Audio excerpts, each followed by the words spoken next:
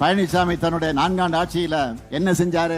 இதே மயிலாடுதுறையில நாம் சிலை அமைச்சிருக்கக்கூடிய மூல ராமாமிர்தம் பெயரிலான ஏழை பெண்கள் திருமண உதவி திட்டத்தை 2018ஆம் ஆண்டோடு நிறுத்தினவர் தான் பழனிசாமி. மாணவர்களுக்கான லேப்டாப் திட்டத்தை நிறுத்தினவரும் அவர்தான். அவரு எனக்கு டாடா பை பை சொல்றாராம். மாண்புமிகு 10 தோல்வி பழனிசாமி அவர்களே, 2019ஆம் ஆண்டிலிருந்து தமிழ்நாட்டு மக்கள் தொடர்ச்சியா உங்களுக்கு டாடா பை பை சொல்லிட்டு தான் இருக்காங்க. இந்த தேர்தலில் உங்களுக்கு நிரந்தரமா குட் பை சொல்லிட்டு போறாங்க. மக்கள் இனி ஒருபோதும் உங்களை நம்ப போறதில்ல. அட ஏன் உங்க கட்சிக்காரங்களை தேர்தல் களத்துல உங்களை நம்ப தயாரா இல்ல. ஒரு காமெடியில வரும், அதுக்கெல்லாம் நீ சரிபட்டு வரமாட்ட. அந்த மாதிரி அவங்க ஒரு முடிவுக்கு வந்துட்டாங்க. இதை தெரிஞ்சுக்கிட்டு போலியா ஒரு பிம்பத்தை உருவாக்க ஒரு படம் இருக்கு. படத்துடைய பேர் தெரியும் உங்களுக்கு, சுந்தரன் டிராவல்ஸ்.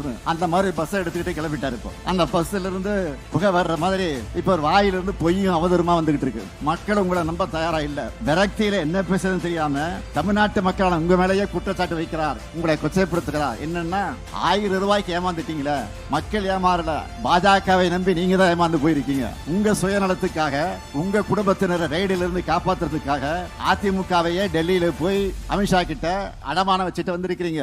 3 காரு 4 காருன்னு மாதிரி அமித்ஷா வீட்டு கதை தட்டின கதையை பற்றி தம்பி உதயநிதி தான் முதல்ல எடுத்து பேசினார். நீங்க என்ன சொல்றீங்க? அமித்ஷா வீட்டு கதை தட்டா என்ன தப்பு அப்படின்னு வெட்கம் இல்லாம கேட்கறீங்க. யாருக்காக தட்டினீங்க?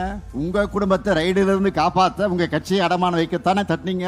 பாஜக கூட்டணியால தான் 2021 சட்டமன்ற தேர்தலில் நாங்க தோற்று போனோம்னு நீங்களும் சொன்னீங்க. உங்க கட்சிக்காரங்களை வெளிப்படையா சொன்ன பிறகும் அதே கட்சியோடு கூட்டணி வச்சிருக்கீங்களா? அதுக்கு பேர் தான் குடும்ப பாசமா? உங்க குடும்பத்தை காப்பாத்த கோடிக்கணக்கான தொண்டர்களை கொண்டிருக்கக்கூடிய இந்த கட்சியை டெல்லியோட சதுரங்க வேட்டையில சிக்கி அடமானம் வச்சுட்டீங்க. உங்க சொந்த கட்சிக்காரங்களை நம்பாத நிலையில தமிழ்நாட்டு மக்கள் நம்பி ஏமாற தயாராக இல்லை.